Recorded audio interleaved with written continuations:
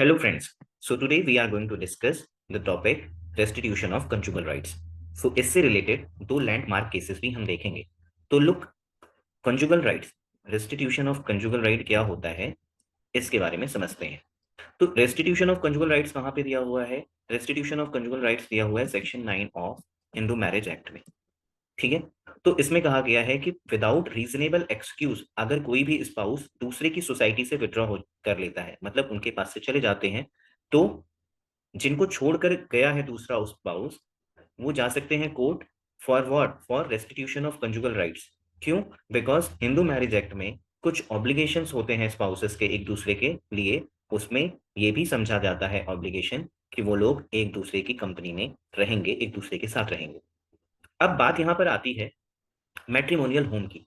तो matrimonial home क्या होता है? मैट्रिमोनियल होम होता है कि शादी के बाद जहां पर स्पाउस यानी हस्बैंड और वाइफ एक साथ एक दूसरे की कंपनी में, एक दूसरे की सोसाइटी में रहते हैं.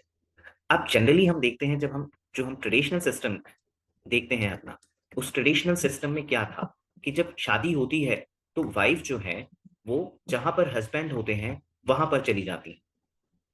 ठीक है.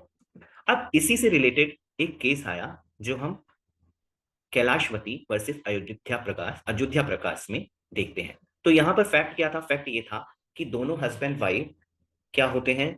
गवर्नमेंट स्कूल में टीचर होते हैं. क्या होते हैं? गवर्नमेंट स्कूल में टीचर होते हैं. अब जब गवर्नमेंट स्कूल में टीचर होते हैं हस्बैंड और वाइफ, तो शुरू में इनकी पोस्टिंग एक जगह होती है, बाद में वाइफ की पोस्टिंग अलग जगह हो जाती है, और हस्बैंड ये एलिज करते हैं कि वाइफ ने जानबूझकर अपनी पोस्टिंग दूसरी जगह पर करवाई. इसी वजह से वो कोर्ट चले जाते हैं और कहते हैं कि उनका कॉन्जुगल राइट्स जो है उसके लिए कोर्ट को डिग्री पास करनी चाहिए.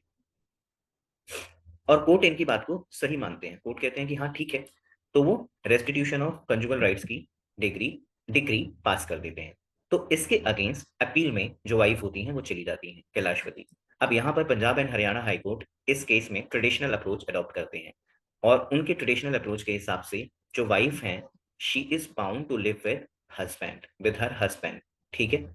चाहे वो even after this fact that wife is a working women. ठीक है. अब एक दूसरा केस है, उसमें भी फैक्ट थोड़े बहुत ऐसे ही हैं. Swaraj Garg versus KM Garg. But इसमें प्रोग्रेसिव व्यू अडॉप्ट किया जाता है. तो सबसे पहले हम इसमें देखते हैं फैक्ट क्या था. तो फैक्ट ये था कि यहाँ पर भी जो वाइफ होती हैं वो गवर्नमेंट स्कूल में टीचर होती हैं. टीचर. ठीक है. हस्बैंड क्या होते हैं? हस्बैंड होते हैं, इनकी कोई परमानेंट जॉब नहीं होती है, नो जॉब, और दिल्ली में रह रहे होते हैं, और वाइफ जो है वो पंजाब से होती है. ठीक है. अब शादी से पहले इन दोनों के बीच में कोई बात नहीं हुई कि कौन कहाँ पे कैसे क्या रहेगा, लेकिन ऑफ कोर्स ही बात है, जब वाइफ की जॉब पंजाब में है तो she was living in Punjab. तो हस्बैंड ने क्या किया? रेस्टिट्यूशन ऑफ कंजुगल राइट्स के लिए ट्रायल कोर्ट चले जाते हैं, कोर्ट चले जाते हैं. तो जब कोर्ट में जाते हैं तो कोर्ट जो है इनकी एप्लीकेशन को डिसमिस कर देते हैं. देन ये पहुंच जाते हैं सिंगल जज बेंच पे, हाई कोर्ट की, दिल्ली हाई कोर्ट की. वो हस्बैंड के फेवर में डिसीजन दे देते हैं. ठीक है. लेकिन अब लेटर पेटेंट अपील में वाइफ चली जाती हैं, तो डिवीजन बेंच जो होती है, डिवीजन बेंच यानी दो जजेस की बेंच, वो सिंगल जज के बेंच के जजमेंट को रिवर्स कर देती है. दैट मीन अपील को अलाउ कर देती है. क्यों? क्योंकि सिंगल जज बेंच का मानना, सॉरी, डिवीजन बेंच जज का मानना होता है, डिवीजन बेंच का मानना होता है कि look, we need to adopt progressive view.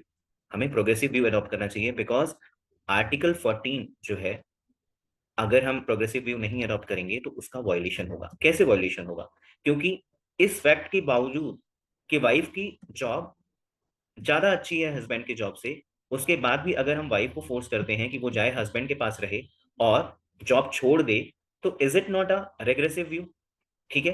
तो कोर्ट ने कहा कि this is also in contravention of provision of article 14. भाई आप कैसे फोर्स कर सकते हो किसी को, जो स्पाउस हैं, जो वाइफ हैं, कि वो इस फैक्ट के बाद भी कि उनकी एक बहुत अच्छी जॉब है, वो जाके अपने हस्बैंड के साथ रहें. ठीक है. तो आई थिंक ये आपको समझ में आया होगा. Thank you.